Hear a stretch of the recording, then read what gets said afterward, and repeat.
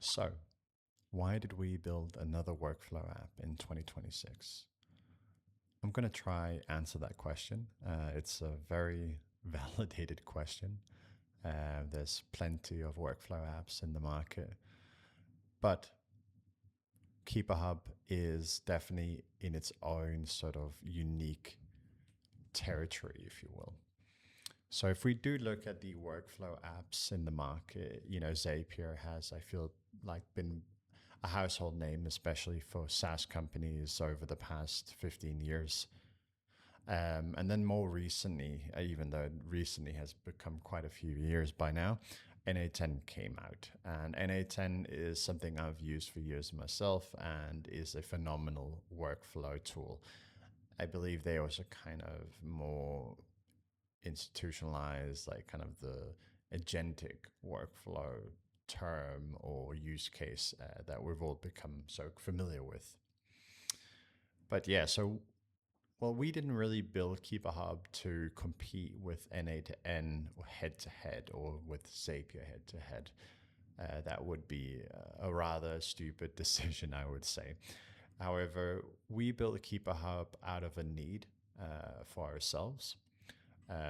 We stem from a infrastructure DevOps team that have been managing various different protocols and projects in Web3 for the past 5-6 years, and in doing so, working with keepers, so workflow bots for on-chain activity, whether it's to automate it or whether it's to monitor it. And in doing so, most of these were extremely complicated manual custom scripts that were very susceptible to breaks or gas spikes or RPC timeouts, you name it, various different issues. And there's no sort of household tool to be able to have a platform where you could have all your keepers, all your workflows that were related to Web3 activity or actions in one place. So that's where KeeperHub came in. We took inspiration from a lot of other tools in the market, and we wanted to build the most reliable automation monitoring layer for Web3. So I want to kind of I want to go back to the question, like, why did we build another workflow app? Or maybe I've briefly answered it in the first couple of minutes here, but why isn't N8N enough for Web3? So that's a good question to kind of lead into. In N8N, if you were to create a workflow, a Web3 action is usually just an HTTP request to an RPC provider. So that becomes rather fragile. If a transaction fails, it just gets stuck in mempool and you're kind of on your own. Whereas with KeeperHub, we treat on-chain events as standard backend triggers. So we take this grounded authority approach where we have also embedded, every account gets integrated with a non-custodial para wallet, so an MPC wallet. So your private keys are not going to be in environmental variables. We also do things such as exponential backoff logic or retry logic, and network fallbacks in case of congestion on the network.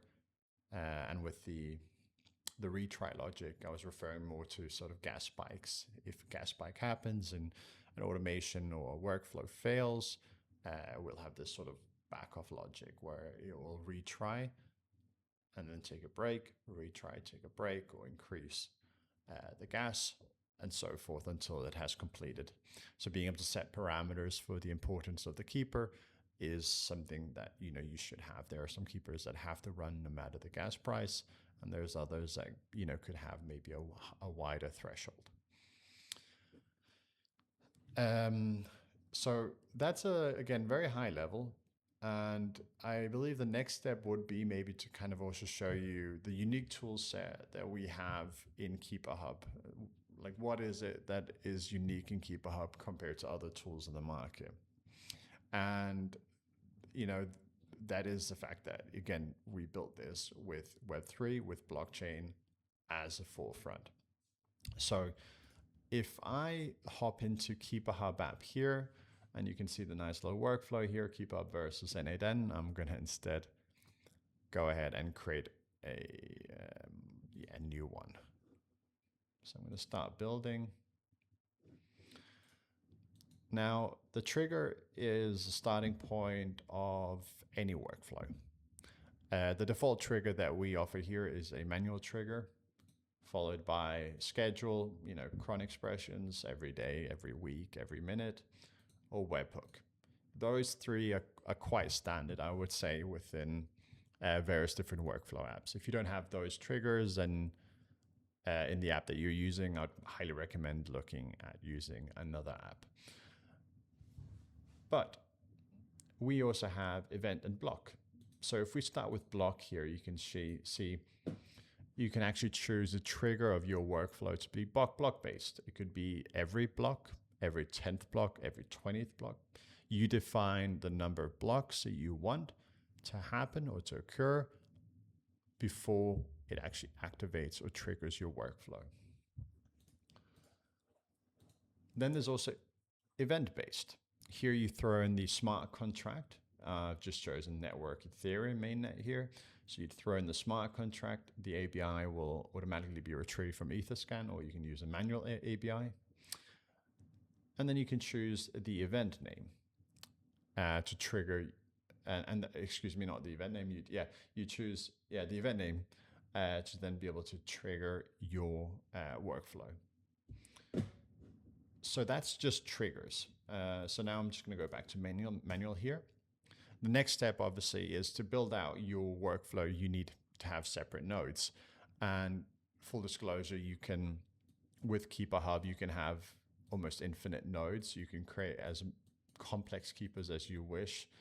But today's more so what makes us unique from other providers. I'll focus on that and leave that for another time.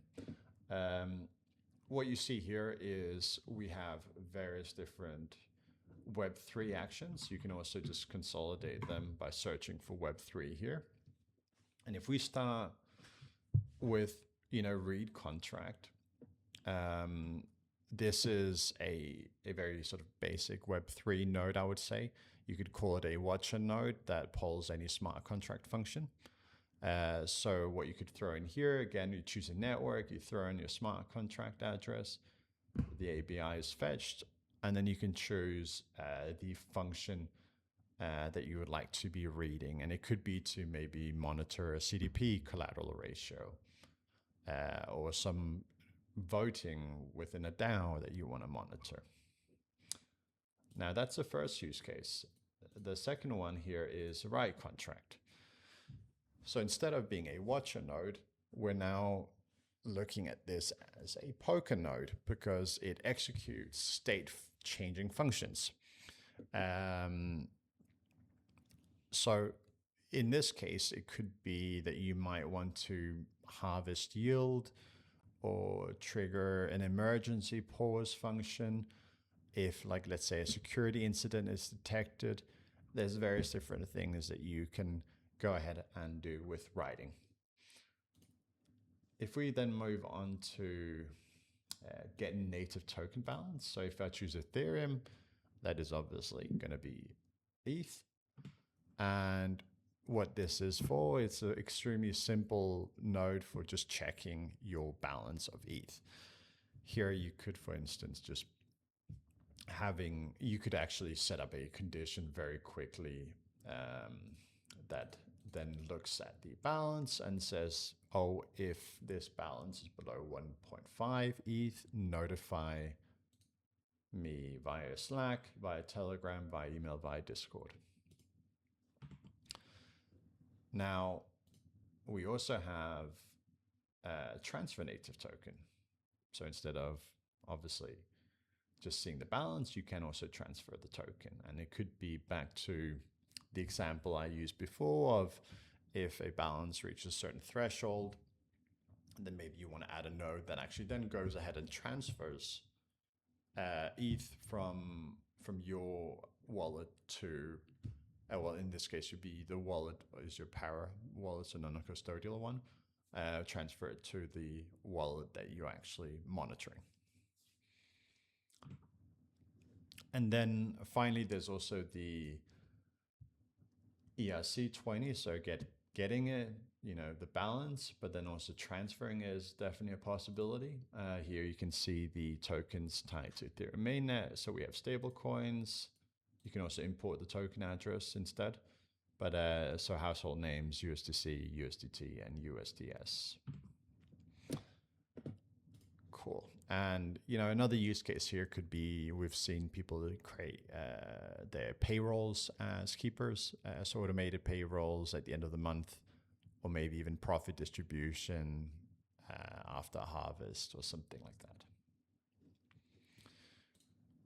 So these are some of the nodes that I would say that makes KeeperHub unique from the rest in the market.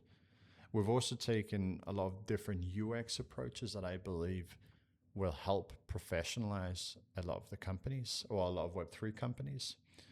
I, for one, what I like about KeeperHub is also, during this whole demo, I haven't actually even been logged in. So this is what I'm also going to really highly suggest that you try, is just actually head over to app.keeperhub.com. You don't have to create an account. Of course, you won't be able to run the Keeper because you won't have a Para wallet that's tied to it, but you can just play around with it, as you see here, without actually, signing up with your email. You can, when you then decide, all right, I'm going to give it a shot, you can sign up with single sign-on using Google or GitHub. So that is definitely possible, but we want to make sure that it's as open as possible. All our code is open source. You can find us on GitHub. We are the team behind KeeperHub, our ex-MakerDAO DevOps engineers. So we're also even, at the sort of the tail end of when, keepers actually were invented. So have a huge history of Web3 and securing protocols and making sure that things are running as optimally as possible. Beyond that, of course, we do have, you wouldn't have a workflow app without some sort of infused AI gimmick. And I'm going to remove gimmick because actually this is great for creating complex workflows. So just kind of getting started. If you've never created a workflow ever, you don't need any sort of coding experience. You can just type in here in natural language. It could be monitor an ETH wallet and notify me by email at Luke TechOps Services when it drops below 1.5 ETH. So that was one of the examples I used earlier. And what's great is actually it creates the nodes for you immediately. Of course, I didn't prompt the wallet address. You could throw that in there and I would add it. So I'm guessing if I go here, you can see it says your Ethereum address. I need to put that in. I didn't also say what kind of network, but you can see the check ETH balance is listed here as a condition, and the email is also in here. And of course, you can see, as mentioned before, we can't run the keepers in this view. I need to sign in to configure the email actions. But there's so much more. So if I had to say just with one takeaway, from this video, if you've managed to stick around for so long, is head over to our app, play around with it, join our community on Discord, or even just drop me an email or comment in this YouTube section. Share your feedback. We want to hear from you. We want to, make this sort of the household tool that can help protect projects and secure protocols and individual users that are on blockchain. So again, thank you very much for listening, and I hope you enjoyed it.